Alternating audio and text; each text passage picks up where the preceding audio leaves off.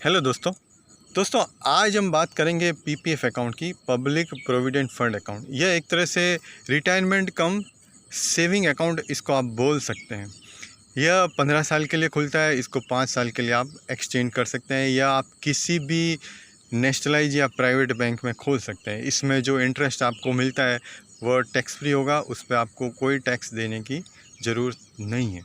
साथ में इसमें अगर आप इन्वेस्ट करते हैं तो करीब 1.5 लाख रुपए तक की इनकम टैक्स छूट भी मिलेगी। समझिए, आपने वाइफ का अकाउंट खोला या बच्चों का अकाउंट खोला और उसमें 1.5 लाख रुपए आपने इन्वेस्ट किया, तो हस्बैंड इन्वेस्ट करता है तो उसको टैक्स में छूट मिलेगी। तो यह अकाउंट, इसमें इंटरेस्ट मिलेगा करीब 7 से 8%, 8.5% की टैक्स फ्री इंटरेस्ट आपको मिलता है। तो यह अकाउंट खोलने के लिए मैं आपको क्यों सजेस्ट कर रहा हूँ? मैं इसके लिए सजेस्ट कर रहा हूँ कि एक फैमिली में saving habits, saving culture develop होए। अगर आपने वाइफ का अकाउंट खोला या बच्चे का अकाउंट खोला, वो इसमें कुछ पैसा इन्वेस्ट करते हैं, तो न केवल ये आपकी फैमिली का पैसा बचाएगा, साथ में यह उनको और आपको इंटरेस्ट इनकम भी जनरेट करके देगा। दोस्तों, सेविंग हैबिट्स, कई बार मैं ऐसा बोलूँगा कि पैसा बनाने के लिए सेविंग हैबिट्स ज़्यादा मायना रखती है पैसा कमाने के बजाय। आज वर्ल्ड की अगर सबसे स्ट्रॉन्ग इकोनॉमी कंट्री बोलें या सबसे रिच कंट्री बोलें तो इसमें जापान का नंबर सबसे पहला आता है। दोस्तों, जापान एक ऐसी कंट्री है जहाँ की saving habit, saving culture world की बेस्ट कल्चर है, और इसी वजह से जापान वर्ल्ड की 328 ट्रिलियन की ग्लोबल एसेट हेल्ड करता है। और उसके बाद नंबर आता है जर्मनी का, जो कि 262 ट्रिलियन की ग्लोबल एसेट हेल्ड करता है। उसके बाद आता है चाइना का, जो कि 205 ट्रिलियन एसेट हेल्ड करता है।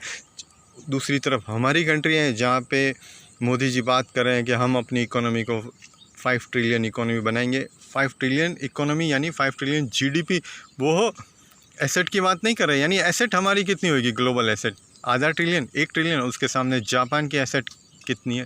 328 ट्रिलियन एसेट्स। दोस्तों, हमको अपने देश को किस तरफ लेके जाना है अभी की सिचुएशन में, या जापान की तरह एक रिच कंट्री की तरफ? तो उस तरफ ले जाने के पहले हमको सबसे पहले हमारी फैमिली में एक कल्चरल डिफरेंस क्रिएट करना पड़ेगा, जो कि एक्सपेंडिंग हैबिट से सेविंग हैबिट्स की तरफ कन्वर्ट हो जाए।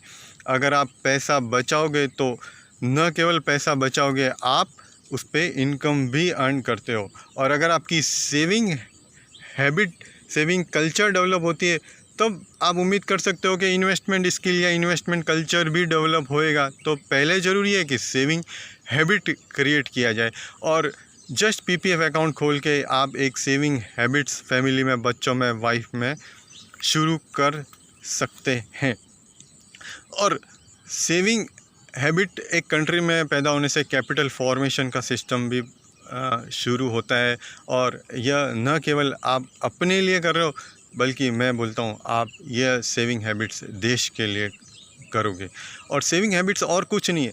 जनरली क्या होता है कि एक्सपेंडिंग हैबिट क्या होती है कि हम कोई भी चीज़ खरीदते हैं तो हम उसको पूरा यूज़ नहीं करते हैं। 10 से 15% हमारा यूज़ करने की इंटेंशन रहता है या हैबिट हो जाती है।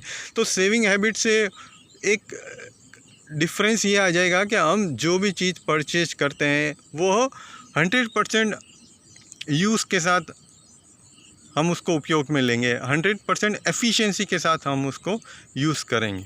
तो अपने लिए सेविंग कीजिए, साथ में देश के लिए सेविंग कीजिए। Thank you.